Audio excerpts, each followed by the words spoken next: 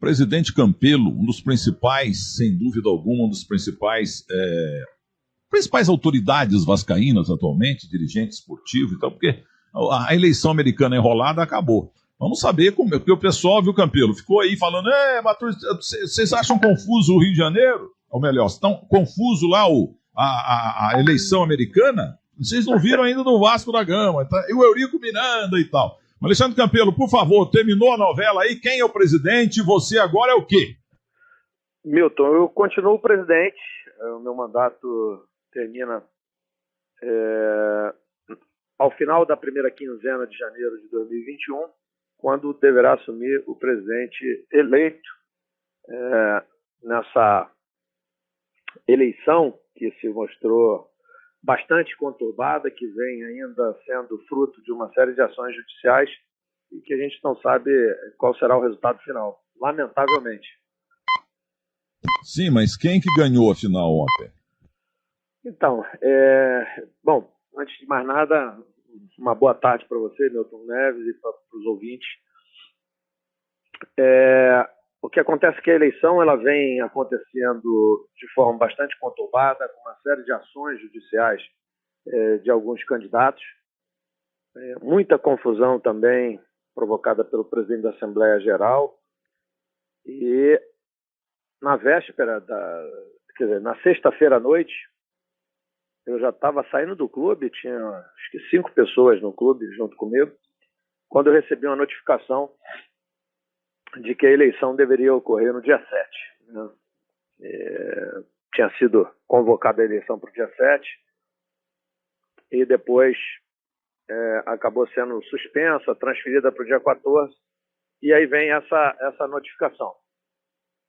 Eu tive que convocar cerca de 80 funcionários, tirar eles das suas casas, trazer para o clube, virar à noite trabalhando, montando todo o cenário, quadra, enfim, toda a infraestrutura para a eleição. A eleição começou também um pouco conturbada, as chapas tiveram que rodar suas células, tudo em cima da hora, porque havia uma previsão de ser online e acabou tendo que ocorrer presencialmente. E aí a eleição iria até as 22 horas, às 20 horas, saiu uma decisão do presidente do Superior Tribunal de Justiça suspendendo a eleição. As chapas, o presidente da Assembleia se retirou e aí a mesa diretora decidiu que o vice-presidente deveria assumir porque o presidente não tinha capacidade para decidir sobre a suspensão, só a mesa diretora. E ainda assim tentaram fazer, os sistemas já estavam desligados, botaram as pessoas para dentro sem serem etiquetadas, sem serem identificadas. Disseram que iriam lacrar as urnas e que elas seriam acauteladas, então as 3 chapas das 5 se retiraram e no final eles resolveram fazer uma contagem só com a presença de 2 chapas. Enfim, existe lá uma contagem que a gente não acompanhou, que 3 chapas não acompanharam, e que diz que um determinado candidato, que é o Levenciano, teria a maioria dos votos. Mas a gente não sabe efetivamente se vai valer ou não. A princípio está suspenso. A gente lamenta muito toda essa confusão. Eu, desde que assumi o clube em 2018, venho trabalhando pela transparência do clube. Eu fiz um recadastramento em 2018, ou seja, logo no primeiro ano que eu assumi o poder, já pensando em ter uma eleição limpa, tranquila, transparente. E passei a publicar a lista dos sócios mensalmente para que todo sócio ou qualquer candidato pudesse acompanhar. E no final, em agosto, quando a junta eleitoral se reuniu, fizeram lá uma grande lambança, excluíram um monte de sócios, incluíram outros. Assim, é uma coisa realmente muito lamentável para a história do Vasco. Presidente Campelo, é um maior prazer falar com você pela primeira vez. Eu entrevisto todo mundo aí, até então não tive o prazer de falar com o senhor. E eu de falar com você, porque já o acompanho no esporte, eu venho do meio, né? Sou médico trabalhei no clube desde 84, o acompanho desde sempre, também não tinha tido essa oportunidade. Muito obrigado, presidente. Muito obrigado. Mas é o seguinte, presidente, ainda mais na condição de médico, você figura tão nobre da sociedade brasileira e do mundo, né? Mas eu vi muitas entrevistas suas no rádio, na televisão, muito articulado, o senhor é muito inteligente, mas o senhor teve dificuldade, presidente, o senhor teve dificuldade, sabe, o senhor ficou meio com vergonha de explicar essas idas e vindas, essas coisas enroladas no Vasco da Gama. Até o senhor, que é o presidente, e tão articulado, tão correto, o senhor está tendo dificuldade de explicar, mas é uma bagunça. Então decidiu-se que nada foi decidido.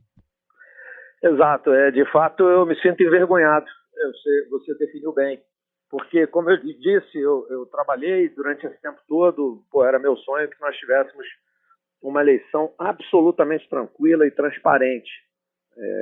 Nós sabemos que as eleições do Vasco são sempre muito conturbadas, sempre com suspeitas de fraude e tudo mais, e isso de fato me envergonha, me causa constrangimento.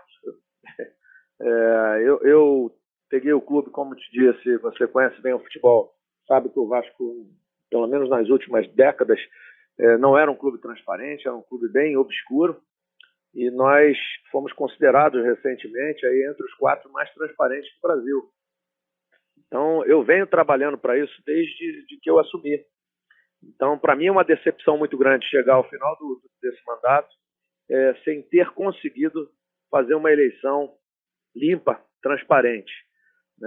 Lamentavelmente, há uma interferência de alguns grupos. O presidente da Assembleia Geral faz parte de um grupo, é um senhor de 80 e poucos anos, e acaba sendo manobrado por esse pessoal, que insiste em judicializar tudo. Você veja o absurdo. Eles fizeram uma Assembleia Geral extraordinária para aprovar a eleição direta, contratando uma empresa para fazer a eleição online, sem passar pelos critérios de avaliação do clube, da contratação. Essa é uma obrigação da diretoria administrativa. E aí eu pergunto, quem pagou por esse serviço dessa empresa? Ninguém sabe. Ou melhor, a gente sabe que foi uma chapa. Isso por si só já causa suspeita, já torna essa empresa, já cria um conflito de interesse, do qual a gente não pode utilizar essa empresa, né? Acho que isso é uma coisa muito clara para qualquer um. Então, são essas ações que trazem desconfiança sobre o processo eleitoral e que acabam colocando o Vasco numa página do jornal que não nos interessa. O senhor definiu muito bem. E eu tenho falado muito bem do Vasco e do Botafogo, que são os 2 times que realmente colaboraram para que o Brasil fosse campeão do mundo em 58 e 62. Porque o Flamengo, nos 5 mundiais, fez nada. Aí a torcida do Flamengo fica me xingando, não sei o quê. E o senhor hoje briga com o Flamengo, com o dinheiro multimilionário do Flamengo, com o super elenco do Flamengo. O senhor tem que fazer milagre aí no Vasco. O Botafogo, coitado, que é o time que... O Botafogo e o Santos, entendeu? Dividiram as honras de ajudar o Brasil em 58, 62 e 70. O Botafogo, entre aspas, está fechando. Agora, o Vasco contribuiu, é claro, com o Ideraldo Luiz Bellini, com Orlando Peçanha de Carvalho, entendeu? E mais o Vavá, entendeu? O tanque de aço, o peito de aço, entendeu? E como é que o senhor está fazendo aí esse milagre de tentar manter o Vasco de cabeça em pé, o Botafogo também, seu colega lá, com o poder econômico tão grande do Flamengo? Bom, primeiro, Milton, eu acho que essa é uma grande distorção que aconteceu pelo menos na última década, e que a televisão tem grande culpa nisso. Quando distribui receitas da televisão de maneira desequilibrada. Então, isso acaba criando um distanciamento. Qualquer um que milita no futebol, no esporte, sabe que os resultados são dependentes de recursos. Existe uma ligação direta entre capacidade de investimento e resultado esportivo. Óbvio que a competência na gestão dos recursos ela é importante, mas a gente sabe que, de um modo geral, as equipes campeãs são aquelas que têm maior nível de investimento. Então, quando a televisão causa esse desequilíbrio, ela também causa um desequilíbrio esportivo. E isso cria um círculo virtuoso, onde você investe mais, tem mais resultado esportivo, tendo mais resultado esportivo você acaba tendo mais recursos e assim vai alimentando esse círculo virtuoso. O Vasco tem trabalhado para quebrar isso. Como eu disse, desde que eu assumi, eu tenho trabalhado por um clube transparente, eu tenho trabalhado pelo equacionamento das dívidas, eu tenho conseguido pagar dívidas, eu tenho conseguido... primeiro fiz um trabalho de reconhecimento de todo o endividamento do clube e depois um trabalho de organizar essa dívida, transformando ela de curto e longo prazo. Agora, mais recentemente, também de maneira inovadora, nós criamos um pool de credores que dá segurança aos nossos credores. Toda a receita, todo o dinheiro não recorrente, uma parcela dele vai para pagamento de dívidas. Nós trabalhamos com sócio-torcedor, então a gente vem trabalhando para aumentar as receitas recorrentes do clube e diminuir o endividamento. Eu tenho certeza que se esse trabalho for mantido, no médio e longo prazo nós vamos voltar a competir, não só financeiramente, mas esportivamente com os nossos rivais. Até porque no Rio de Janeiro, a torcida do Vasco da Gama, eles ficam bravos quando o Flamengo diz que é o maior, que ganha de 10-1 em torcida, todo mundo. A do Vasco, sem dúvida, Fluminense e Botafogo estão em terceiro ou quarto lugares. Agora, o Vasco está ali encolada na torcida do Flamengo, né, presidente? A torcida do Vasco é muito grande e tem uma coisa, ela é muito mais engajada do que as outras. Você vê que nós fizemos aí um programa de sócio-torcedor, nós aumentamos a capacidade do clube de se relacionar com o torcedor, aproximamos o torcedor do clube e imediatamente eles responderam que nós saímos de 7 mil no primeiro momento para 34 mil sócios pagantes. Depois fizemos um movimento de Black Friday e fomos a 185 mil sócios. Em 2 meses nós tivemos a entrada de mais de 150 mil sócios. Chegamos a ser o 5º maior programa de sócios do mundo e o maior do Brasil, sem dúvida. E agora, em plena pandemia, mais de 100 mil sócios renovaram essa relação. Então, mantendo o Vasco como o maior do Brasil. Então, por aí você consegue mensurar a capacidade da nossa torcida. E, certamente, quando você tem resultados esportivos, isso também colabora para o crescimento da torcida. Então, nós precisamos voltar a esses momentos de glórias, de conquistas, para a gente também conseguir com o crescimento da nossa torcida. Olha, ontem eu tuitei sobre isso. O Botafogo precisa de ajuda, porque o Botafogo não pode sumir, pode virar uma Portuguesa de Esportes aqui, entendeu? Mas o que eu queria falar para o senhor, que eu sou lá de Muzambinho, nós estamos encostados no leste de São Paulo, a influência lá é total do futebol paulista. Mas o meu pai, ele veio de Areado e Varginha, dali para cima é tudo futebol do Rio de Janeiro. E no começo, ele morreu, eu tinha 8 anos, entendeu? E o meu pai comprava a revista do esporte, então eu via a revista do esporte, eu cresci lendo a Gazeta Esportiva de São Paulo, emprestada, e o meu pai de vez em quando comprava a revista do esporte, lá que falava 90% do futebol do Rio de Janeiro. Então o futebol do Rio de Janeiro sempre esteve na minha retina, e no meu ouvido também, pela rádio nacional, com Jorge Cury, um locutor extraordinário, lá de Caxambu, que morreu. E o meu pai era flamenguista, ele falava muito em Fernando, Joubert e Pavão, depois foi para o Santos, Dequinha, Jadir e Jordan. Mas meu pai falava muito também do Écio, o Écio é bom de bola. Eu falava tanto isso na rádio que eu trabalhava, que um dia o Écio aparece lá na rádio, na Avenida Paulista, entendeu? Para agradecer e tal. E ele era flamenguista, mas ele falava muito do Écio. O Écio que morreu esses dias, o senhor sabe, aqui na Grande Campinas. E o meu último tio vivo, que eram 7 filhos de minha avó Isolina, do vô Eduardo, era o tio Rui. O maior vascaíno do mundo. Eu garanto para o senhor que mais vascaíno que o senhor. Entendeu? Eu provocava ele no terceiro tempo da Band. Eu falava, tio Rui das Neves. Ele era das Neves. Tio Rui das Neves de Varginha, o maior flamenguista do mundo. Ele ligava para mim e falava, você me chama de qualquer coisa, menos de flamenguista. E eu sou de Miguel, Paulinho, Benini, Orlando e Coronel. O futebol do Rio de Janeiro, presidente, quando para ganhar campeonato carioca, como ganhar campeonato paulista nos anos 60, 50, era tão difícil quanto ganhar a Champions League. Era só timão. Hoje não tem mais craque no Brasil, presidente. É verdade. As competições eram muito mais digamos assim, disputadas antigamente, porque você tinha a retenção maior dos talentos aqui no Brasil, né? E hoje os jogadores eles começam a sair do Brasil muito cedo, né? Então isso, sem dúvida alguma, diminui o nível do nosso futebol aqui no país. Tô gostando do nível do senhor. O presidente do Bahia, um ótimo nível também, do Fortaleza, do Ceará, porque falou-se em Cartola, não vale nada, a turma generaliza, igual todo político não presta. Não é assim, tem político bom. Todo Cartola não presta, tem Cartola bom também, como o senhor, tô gostando de ver, mas dirigir o Vasco é duro, hein? O senhor não é herói, tua mulher tem, com certeza, e a medicina estão bravas com o senhor.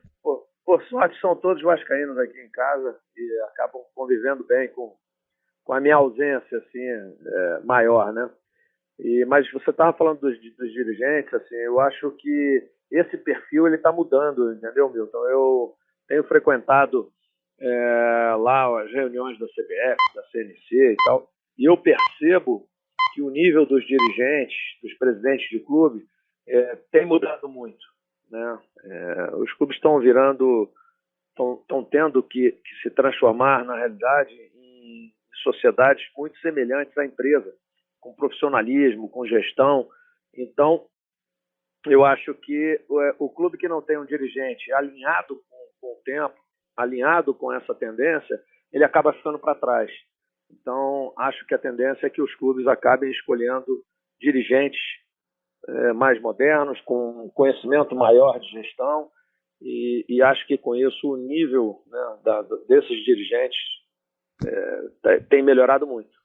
E desaparecendo os caudilhos e também os folclóricos. Vamos à última pergunta ao doutor Alexandre Campelo, médico Cruz Maltino. Vamos lá, meu caro Alexandre Cimate da Silva Oliveira, Brunaço. Vamos lá, Milton. Primeiro agradecendo o presidente, porque eu imagino quanto o celular dele está tocando, né? O mundo deve estar querendo conversar com o presidente depois do que aconteceu nessa madrugada, nessa noite no Vasco, e agradecendo demais a paciência dele com o contato da gente. Aliás, a Rádio Bandeirantes transmite daqui a pouco Vasco da Gama e Palmeiras pelo Campeonato Brasileiro.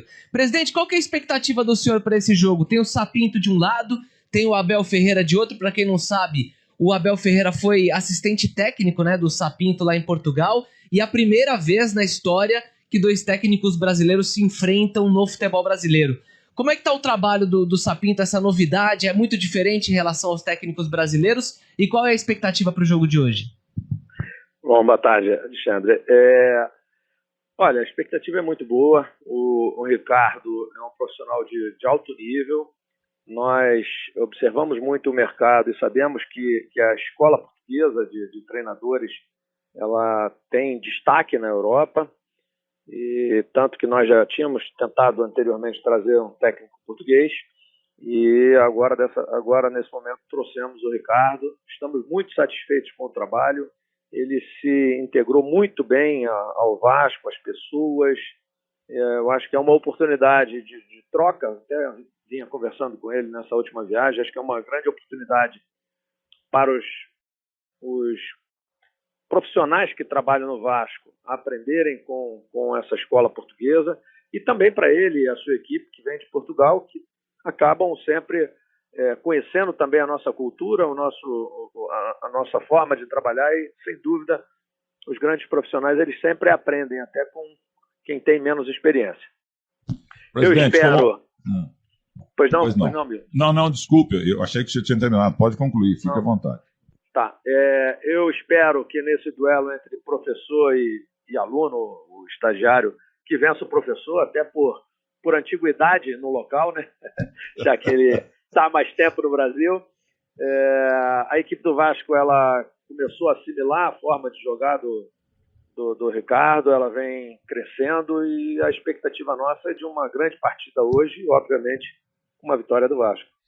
E vai ser emocionante o abraço, né? O abraço dos dois portugueses antes do jogo, sem dúvida alguma. Presidente, eu acho que eu perdi muito tempo. Eu devia ter entrevistado e implorado entrevistas com o senhor, porque você é uma coisa nova. Maravilhoso o senhor, entendeu?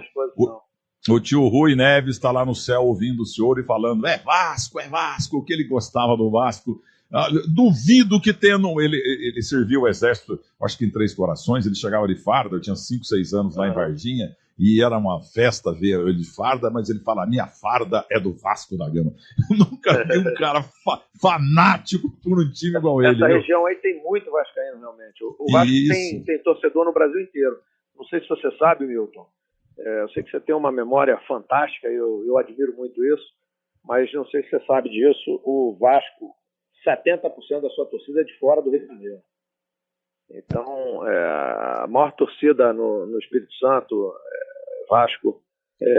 Minas tem uma influência muito grande do Vasco, Santa Catarina, Manaus, mas essa região ali de Minas tem muitos vascaínos ali. Varginha, Três Corações, Campos Gerais, Campo Belo, depois vem aqui para baixo, para Alfenas também, Areado, onde meu pai nasceu, Monte Belo, Muzambinho, Juruáia, Guaranésia, Nova Resende, Bueno Brandão lá para cima. Eu conheço o sul de Minas, que eu vou ser governador de Minas, viu, presidente? Eu vou encerrar a carreira, eu já estou meio no fim, então eu vou ser governador de Minas Gerais. Eu não voto em Minas, mas se votasse, teria meu voto. Obrigado. Em nome de Rui das Neves, o 7º filho de Dona Isolina, minha avó, e do meu avô Eduardo das Neves, que era cantor, que tá mandando lá do céu um abraço. Cuide bem do meu Vasco, presidente. Uma homenagem aí ao seu Rui. Muito obrigado. Deus pague, viu? Muito obrigado. Nada.